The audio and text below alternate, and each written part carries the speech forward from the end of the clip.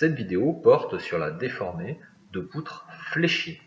On va voir ensemble en première partie d'où vient la formule de la flèche et sa démonstration. On passera rapidement là-dessus.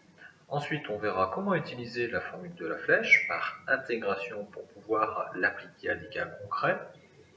Enfin, on verra comment exploiter des abacs déjà tout faits qui nous donneront les formules dans tous les cas possibles de flèches et comment exploiter ces abacs-là dans le cadre où on a une superposition de plusieurs efforts alors que eux, les abacs, ne nous donnent des formules que dans le cadre où il y a un cas de charge particulier.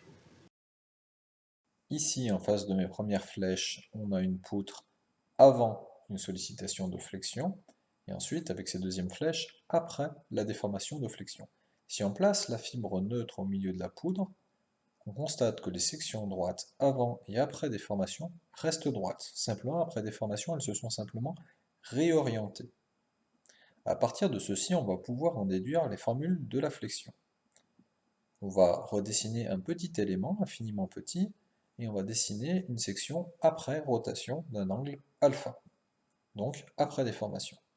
La hauteur de la poutre, on va la noter ici, h, donc la demi-hauteur h sur 2. On va avoir un petit déplacement de l'extrémité de la poutre d'une valeur dx. Ce petit déplacement sur la petite longueur est égal à la contrainte sigma divisée par le module de Young, c'est la loi de Hooke en traction. La contrainte, on l'avait déterminée dans un cas de flexion, c'était égal au moment de flexion divisé par le moment quadratique divisé par la demi-hauteur.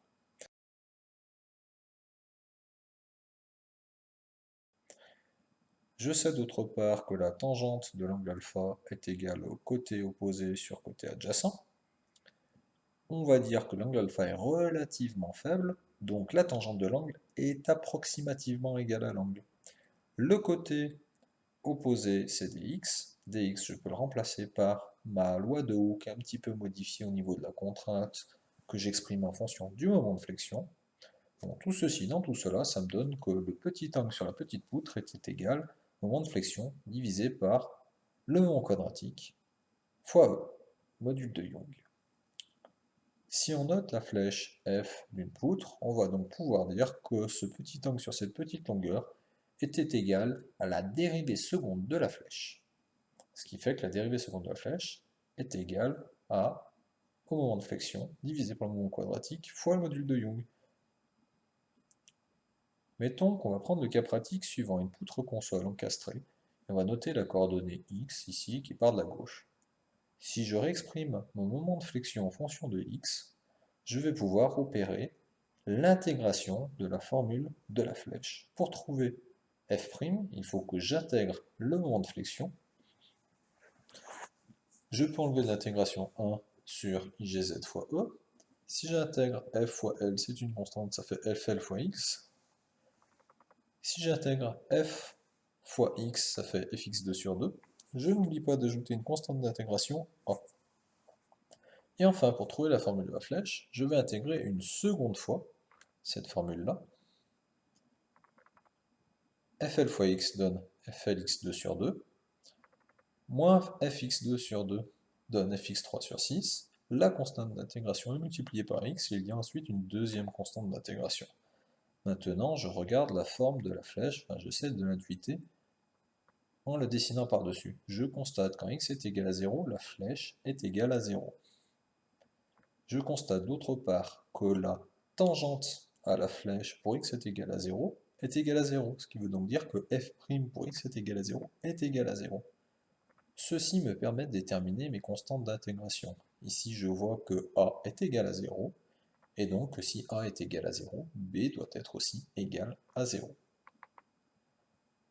Dans le cadre où je cherche la flèche pour x qui est égal à L, je n'aurai plus qu'à remplacer x par L, enlever les constantes d'intégration, et ainsi déterminer la formule de la flèche que l'on retrouve dans les formulaires.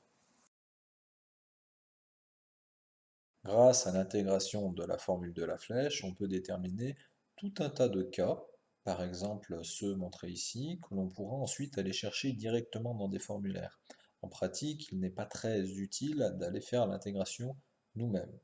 Maintenant, on va se poser le cas de poutres qui ont plus qu'un seul effort. Dans ce cas-là, on utilisera le théorème de superposition.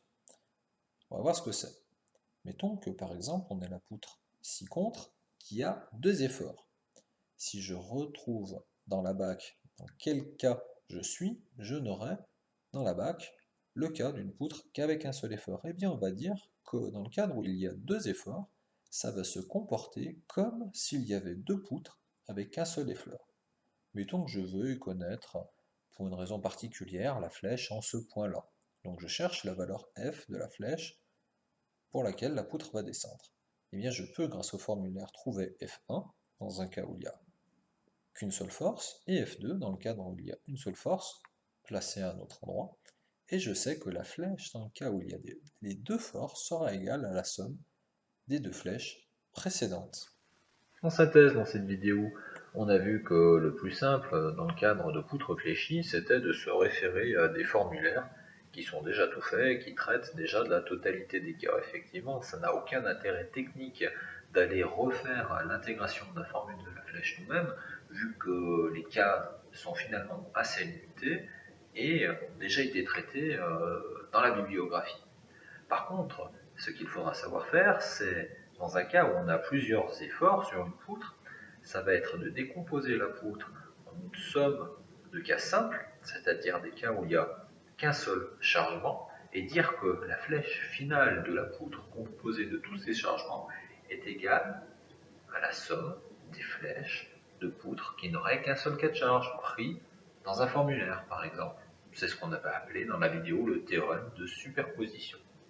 On peut se permettre de faire ça, même si ce n'est pas tout à fait ce qui se passe dans la réalité, car on est dans un cas où il y a des déplacements et des déformations qui sont relativement petites. Souvenez-vous, dans la démonstration, on avait dit que les déformations étaient petites, et on s'était permis de dire que la tangente d'un angle était égale à un angle. Bien entendu, ça c'est pas tout à fait vrai. Donc pour que ce soit vrai, il faut vraiment que les déformations soient petites.